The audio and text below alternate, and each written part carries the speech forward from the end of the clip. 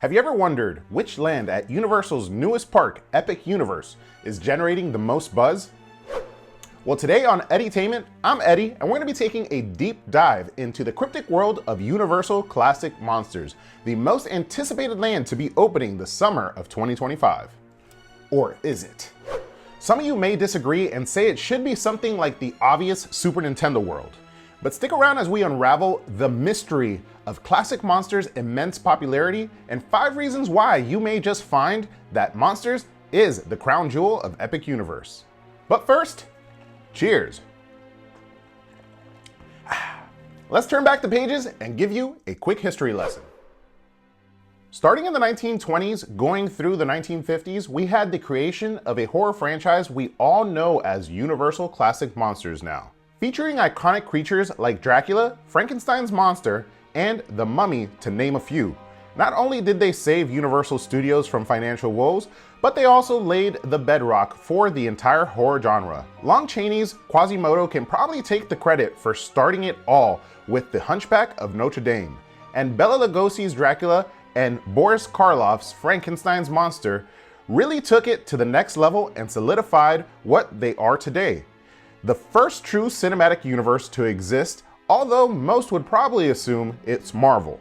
These monsters, with their timeless tales, have left an indelible mark in cinema, captivating audiences for generations.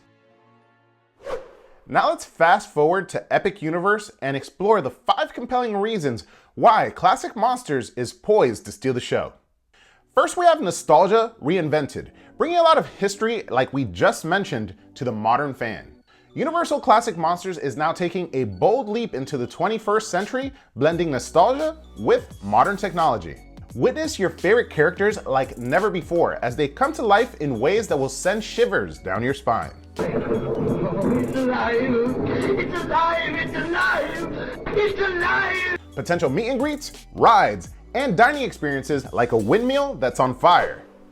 The Burning Blades Tavern is what I'm referencing with that windmill, which sounds like it's going to be either a bar or a quick service restaurant, but that being said, it still sounds like it's going to be aesthetically amazing.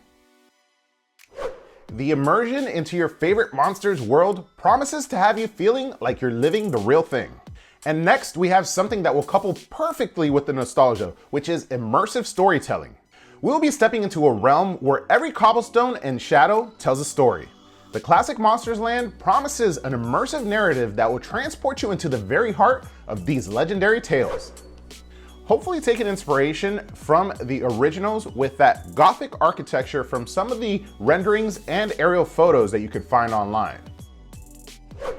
The land is still under heavy construction and scaffolding, so we are making of these photos what we can. The land is also said to resemble an old village, which will set the perfect foundation for all these monsters' stories to unravel.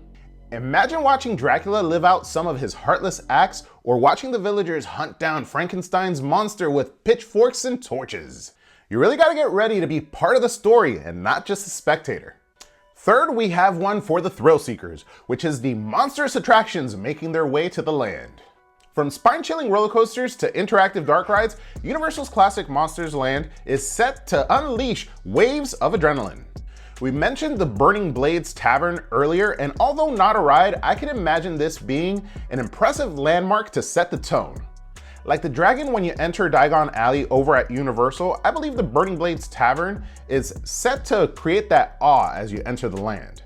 Whether it's constantly on fire or burst into flames periodically, I can imagine that this is going to be a very popular photo spot.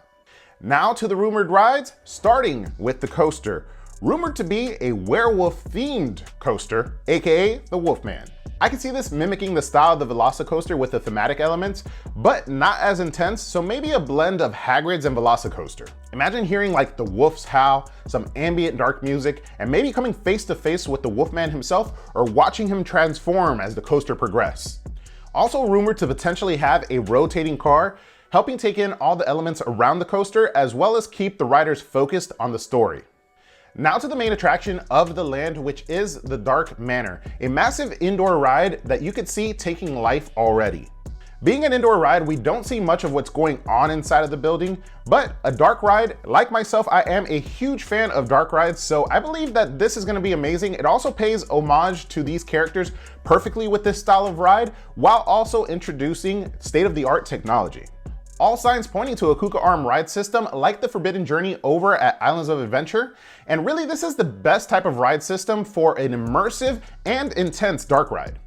Brace yourself for all these coming thrilling attractions that promise to make your heart race faster than the Wolfman under the moon. This is of the mind, existing somewhere in the deep distant corners.